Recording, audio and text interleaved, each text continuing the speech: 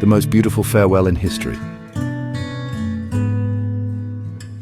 It was a cold morning in the small village of Nazareth, in the home of Jesus and Mary. In that humble and cozy house, one of the most emotional and profound moments in history took place.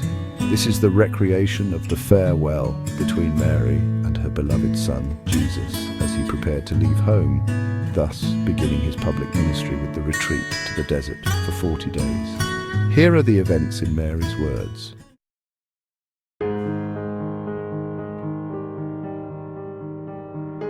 I woke up before the sun peeked its first rays over Nazareth. The house was silent, and the only light came from the lamp I kept lit by Jesus' bed. I watched him sleep, his face serene and full of peace, and my heart filled with a mixture of emotions that I could barely contain. It was a moment I knew would come, but that didn't ease the pain of goodbye. With every breath he took, I felt the imminence of his departure. I remembered the years I had held him in my arms, his first words, his laughter, his sorrows. A whirlwind of memories flooded me, and my tears fell silently, each one carrying a prayer to heaven. I knew that his destiny was greater than any I could imagine, but the sadness of knowing that I would not see him every day overwhelmed me. While he was still asleep, I started to prepare his breakfast, trying to distract myself with the routine. My hands were shaking slightly, and the sound of the utensils was a fleeting comfort. I thought about the countless times I had done this, never thinking that one day would be the last. He would no longer sleep under this roof.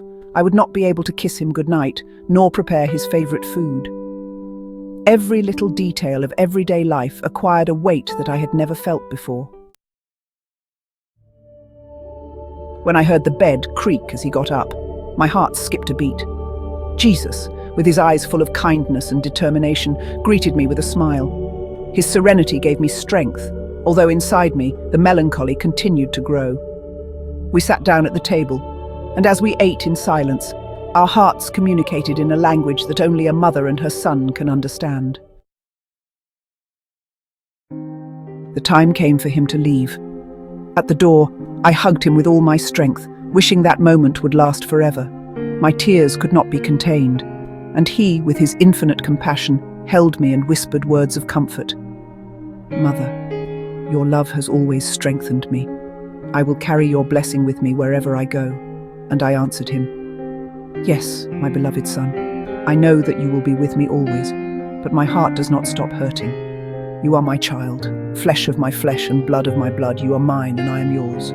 You are my son, my Lord and my teacher, the king of my existence. How can I not cry then, my son, my beloved Mary's little one? Go with the Father, because by him and for him you have come. I love you, my child, my Jesus. Be my comfort and go with God." I watched him walk away along the road, his figure getting smaller and smaller as he went into the horizon. I stood there watching him until he disappeared from my sight, and then I knelt down and raised a prayer to heaven, asking for strength to bear his absence and protection for him. Heavenly Father, watch over my beloved son. Give him strength and wisdom to do your will. May my love and my prayers be his shield in every step he takes. The silence of the morning was filled with the divine presence, and although the pain of separation was deep, faith sustained me. I knew that although he would no longer be physically with me, our bond would last forever, guided by the love of God, and as an extraordinary consolation, with my eyes closed, I felt that in that last look of my son, he gave me to all men as my children too. I did not understand it at all, but it was a wonderful consolation that to this day makes me feel full of grace.